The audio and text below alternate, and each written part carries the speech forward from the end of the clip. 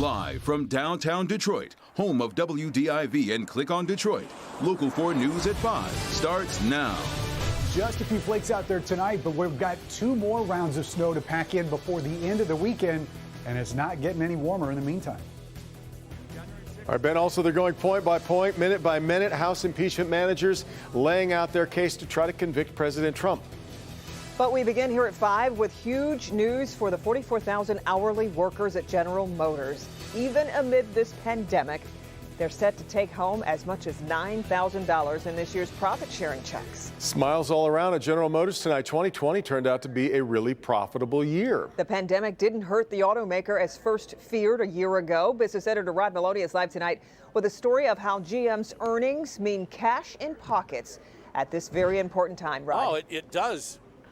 Kimberly, it does in a big way. You know, here's the thing. It was just under a year ago they shut the plants down, and they were deeply concerned that they wouldn't be able to get them open to very long, and it would be devastating to the country and to the companies.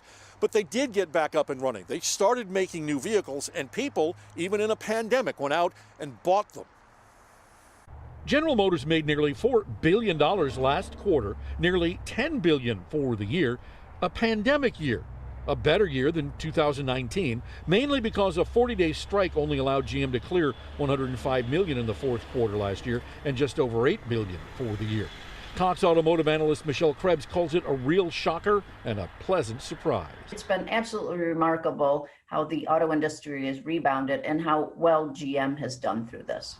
Though things looked bleak last spring, in looking at the numbers, Krebs says GM couldn't have timed its product rollouts any better. Everybody's buying SUVs and trucks. Well, guess what? General Motors introduced a whole family of full-size SUVs, and they can't keep them on the dealer lots. This is also that time of year when the line worker hopes to cash in, and GM's UAW membership will do just that in the next couple of weeks when $9,000 bonuses show up in their paychecks. That's $1,000 more than last year, though less than the 2018 number of $10,750. UAW President Rory Gamble today was excited to hear his membership is getting that kind of cash in a pandemic. Well, that's a negotiated benefit that the UAW collectively bargained for our members. It's a great thing when you can get handed a $9,000 check in this country at a job, but those are the things that belonging to a union can deliver. Now, Rory Gamble is talking to the Automotive Press Association. I'm on the board there, by the way, just for full disclosure. And he did talk at length about that and a lot of other issues. We'll hear from him again at 6 o'clock. But in the meantime, it's important to point out that GM and all the automakers right now are selling their most profitable vehicles, and that's how they can sort of exponentially make these kinds of profits happen. Back to you. Yeah. So, Rod, what will this computer chip shortage mean to GM and the rest of the industry? Well, it's going to mean a lot, actually. General Motors' Mary Barra today said that it's going to probably cost them $2 billion this year. But she said that what they've been able to do at General Motors is to make sure that it doesn't affect those most profitable vehicles, particularly the pickup trucks, where at Ford, they've already had some of their pickup truck production taken down. So it's a real problem. They're going to be watching for it. But the analysts that I've been speaking with, and particularly Michelle Krebs, said that they still think 2021 can be a good year, but they do have to get out in front of this shortage. Sure, indeed. Okay, Rod, thank you. Washington now, House Democrats laying out the core of their case in the historic second impeachment trial of Donald Trump. House managers using the former president's own words to try to prosecute the case that he incited insurrection against the government he was sworn to defend. Alice Barr is in Washington with more. Alice. Devin, House impeachment managers have the floor today laying out a detailed case of what the former president said and did, not just on January 6th, but in the months leading up to the deadly Capitol siege. Opening their impeachment case today, House managers turned former President Trump into a powerful witness against himself. And you have to get your people to fight. Using his own words as evidence, he incited the attack on the U.S. Capitol and planted the seeds of insurrection months earlier through a campaign of lies about the election. The Democrats are trying to steal the White House. He assembled the mob, he summoned the mob, and he incited the mob. House Democrats methodically laid out allegations that Mr. Trump encouraged an angry group of supporters, some of them armed and ready to turn rhetoric into revolution, on the very day when Congress was counting the votes to finalize the 2020 election. It was a powder keg. They say the former president lit the fuse. He told them to fight like hell, and they brought us hell on that day. And as the violence escalated, he watched it on TV like a reality show. He reveled in it, and he did nothing to help us. When Mr. Trump finally did tell the rioters to go home, he stopped short of condemning them. We love you. You're very special. While still perpetuating what House prosecutors are calling the big lie. We had an election that was stolen from us. The Trump legal team begins its defense on Friday, focused on claims he was exercising free speech and never encouraged violence. January 6th, a day Mr. Trump told his supporters to remember, today looming large in the historic first impeachment trial of a former president. Sources tell NBC News Mr. Trump was furious with his lawyer's performance yesterday when the Senate voted mostly down party lines that the impeachment trial of a former president is constitutional. In Washington, Alice Barr, Local 4.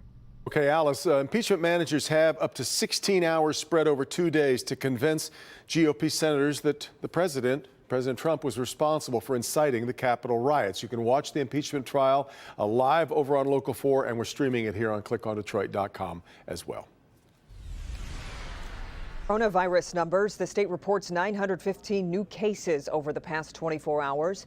That makes it the fourth day in a row where the number of new cases has been below 1,000. The state is also reporting 12 new deaths from the virus in the past day. When it comes to the vaccine, the number sent to the state remains at a little more than 2 million, but the number of shots going into arms has been on the rise, now with 1.3 million doses actually administered. In recent weeks, we've heard a lot of experts discussing the benefits of double masking. And today, the CDC officially weighed in after new research found it does make a significant difference, at least in laboratory tests. Dr. Frank George here to explain this updated guidance. Doc? Yeah, Kim and Devin. So the CDC tested two different mask modifications. The first was simply putting a 3-layer cloth mask over a surgical mask. The other was something called knotting and tucking, where you knot the ear loops of a surgical mask and tuck in the excess material to reduce the gaps on the side of your face. Both of these modifications did significantly improve the level of protection. New data released from CDC today underscore the importance of wearing a mask correctly and making sure it fits closely and snugly over your nose and mouth. CDC Director Dr. Rochelle Walensky discussed new research designed to evaluate different strategies to improve masks' ability to block particles. In the breathing experiment, having both the source and the receiver wear masks modified to fit better reduce the receiver's exposure by more than 95%. The problem is that gap where the mask meets the face. Putting a cloth mask over the surgical mask and knotting and tucking the mask both boosted the protection. Based on this new information, the CDC is updating the mask information for the public on the CDC website to provide new options on how to improve mask fit. Those include wearing a mask with a moldable nose wire or wearing a cloth mask over a surgical mask. There are also new options available to consumers called mask fitters, small reusable devices that cinch a cloth or medical mask and that can create a tighter fit against the face and thus improve mask performance. The bottom line is this: masks work, and they work best when they have a good fit and are worn correctly. Now, it really comes down to fit and layers. More layers are better, and your mask needs to fit tightly. If your mask is constantly slipping off your nose or requiring you to adjust it, it just doesn't fit right as well. Now, a fitting mask is not only much more comfortable, it actually also protects you more and it protects others more. Doc, one of the mysteries I think that remains out there for a lot of people thinking about the vaccine is that of pregnant women, and I know that came up today at the briefing.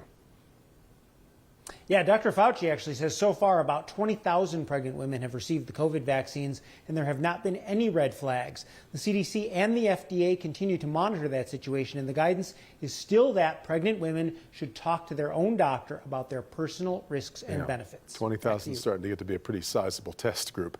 All right, Doc. Well, we cannot seem to shake the bitter cold, and now a bit of snow moving through. That's right. Let's get on over to Ben. We aren't talking about much snow here, right? No, this is barely going to be enough. If you've got some bare pavement, this is barely going to be enough to cover it. And in most cases, not even that. Storm Tracker 4's got that lowest shade of intensity down there. So most of these flakes are just kind of flying around and really not doing much of anything. But there are a few places where it is coming down in at least minor accumulations, especially that stretch. Ann Arbor, Metro Airport, City Airport, you're all reporting snow right now. And that's where visibilities are anywhere between 1.25 miles there in Ann Arbor and 2 miles in City Airport. So again, right along that 94 stretch, maybe a little bit a minor accumulation. But anything that's out there isn't going to last long. I think by 7 o'clock we're done. Clouds will break late tonight, but that is really going to allow temperatures to drop again as we're in for another cold start as we begin Thursday morning. So here are your low temperatures in our 4-zone forecast. We'll call it right around 10 degrees either side in the metro zone. Should stay in positive territory tonight in the south zone. We'll call it 7 to 10 for those overnight lows. And even though some of you in the west and north zone did start out in negative territory this morning, we think it's going to be closer to 6, 7, or 8. I don't know if that helps all that much by tomorrow morning. North zone, you'll be in positive territory too. A lot of single digits outside of the lakeshore by tomorrow morning. So currently we're at 18. Our wind chill has been matching our air temperature, so generally calm conditions out there. But again, up there to the northwest, they're looking at wind chills 10 and 20 below in the middle of the afternoon, which it obviously only gets worse as you go into the nighttime hours. Now let's fast forward to what we expect to happen here with that cold air.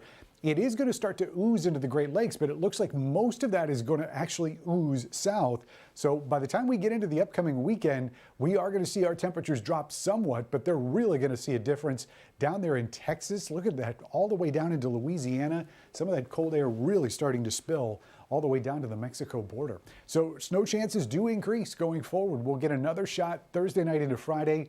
That one looks pretty weak, should be less than an inch of snow there.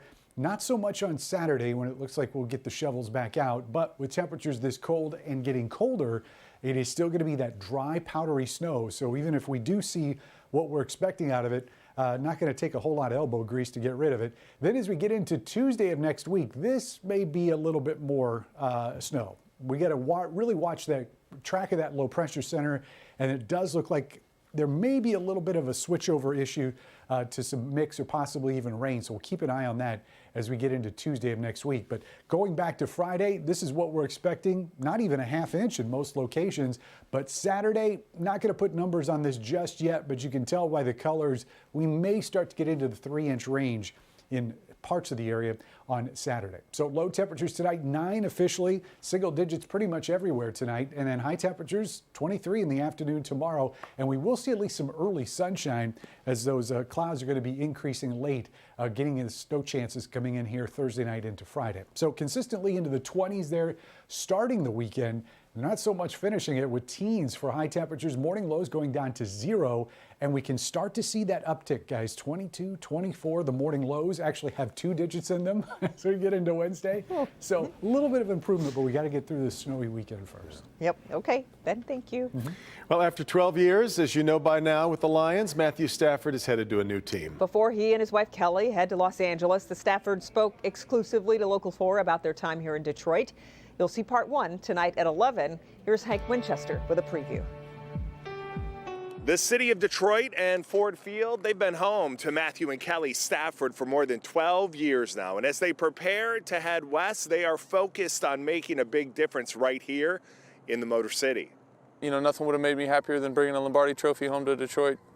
It's not the way it's going to end, but I still have a ton of great memories. Tonight at 11, Matthew and Kelly Stafford on life on and off the field in Detroit. We wanted to really, just leave something that shows how grateful we are to this place. And I hope you'll join us for this special interview. Our coverage of the Stafford story begins tonight at 11 o'clock. Looking forward to that. And that's going to do it for us on this shortened online edition of Local 4 News at 5. We'll see you back here at 6.